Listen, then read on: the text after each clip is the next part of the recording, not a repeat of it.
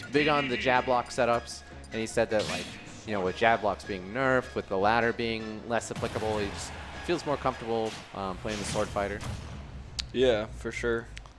And his sword fighter has been putting in some work. He's got some really interesting combos with his his special moves. Yeah, the confirms from the chakram to the tornado and into the up special. The only thing about it is I'd be nervous trying to, see. Oh, wow. Arconi is on it. He said, you want to play baseball? I'll play some baseball. Yeah, okay, wait, does he have a... the reflector. A reflector? Okay, he does. Yeah, I think that's an alternate option, not the one that he normally goes for with Sword Fighter. Oh, interesting. So maybe specifically for the DeDeDe. Right. And these guys are big online grinders, so I would not be surprised, and friends, so I wouldn't be surprised if they played each other a fair amount. Yeah, that makes sense. Obviously, it's a local, so everyone's... Also that, yeah. But I feel like because, like, especially now that these locals are getting to the point of, like, hundreds of people, like... Oh, yeah. You definitely have people that you've never seen. You know, like, you're not going to play everyone. Every single week so far, my first round matchup has been somebody who said, all right, this is my first tournament. And I'm like, okay. It's awesome. Through it. I think one of the coolest things is, oh, geez, they both kind of just did not have the best recoveries. But one of my favorite things is in chat, I see all the people that usually do come out as well, like GB Paul, like Drinkbot, you know, like people that I see here all the time. And the fact that, like, they're not here and we still get 100, like, we still, like, increase our numbers. I see what you're saying. It's crazy. We have Madatari in the chat. Like, yeah, this community is just going to get, like, so big and so crazy. Ooh. All right, this match has been so even thus far. Yeah. Both kind of throwing away their first stocks, but the neutral interactions with the two have been, like, really interesting. Oh, that's going to do it. Wow, that up B kills. Was that, like, around, like, 100%?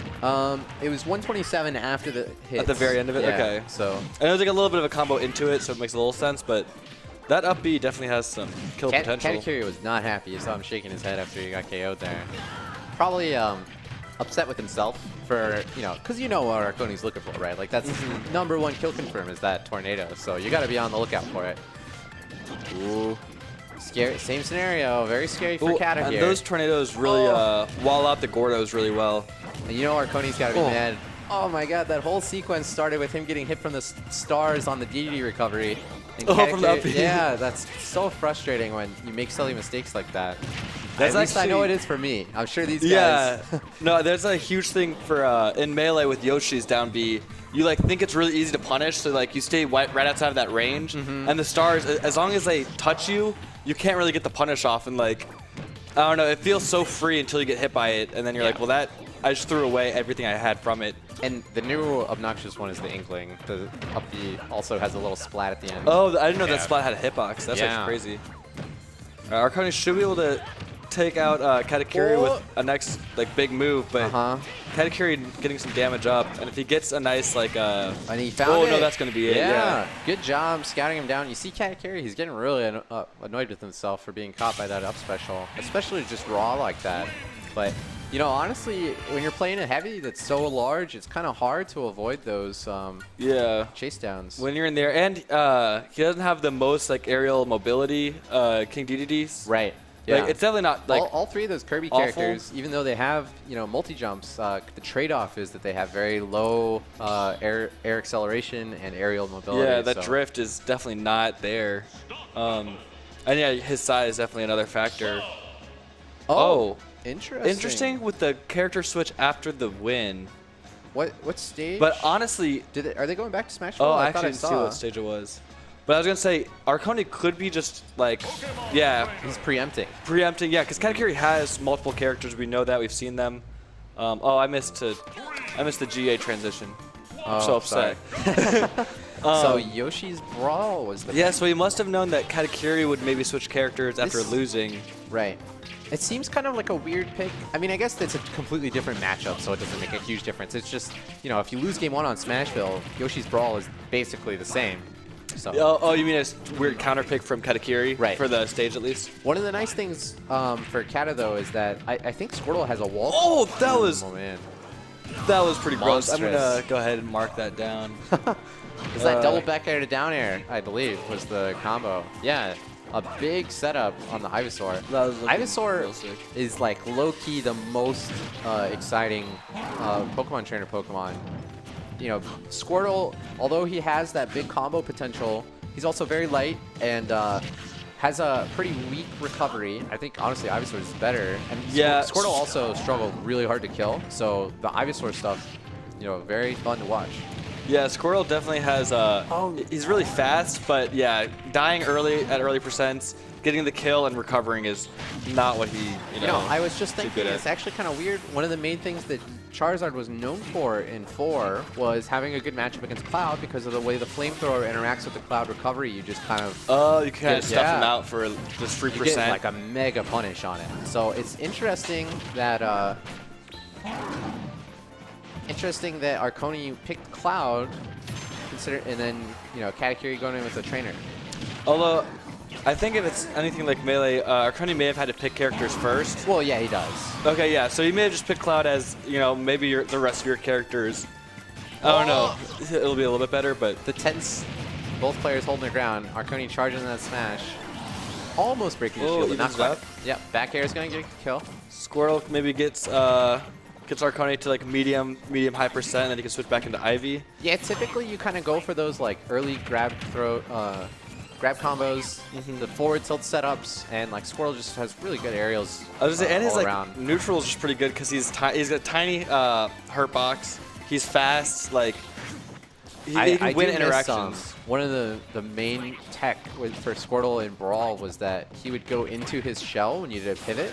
So they called it shell shifting. There was a lot of really interesting movement options. You kind of get around stuff while pivoting. Yeah. And although he doesn't have that, his height still makes it really hard for some moves to hit.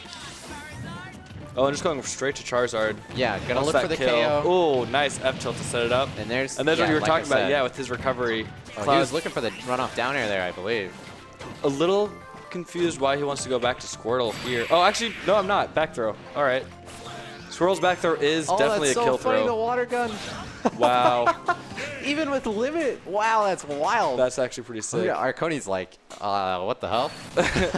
I'm going to get Planarian Hugger, a.k.a. RNG on the mic, so I'm going to hop off.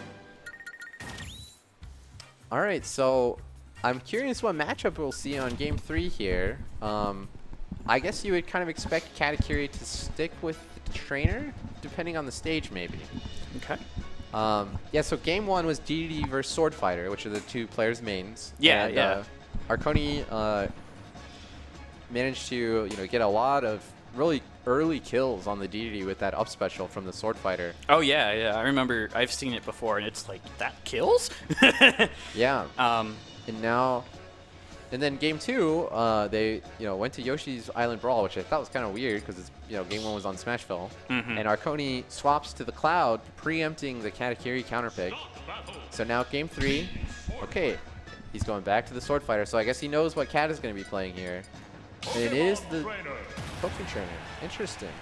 Yep. And he chose to start with Charizard, which is kind of curious to me. I know Kata played Charizard in 4 a fair amount. Okay. But that's still, Charizard not the best neutral. Yeah. I remember, I think he wasn't terrible by the end, but he was on the lower end of the tier list.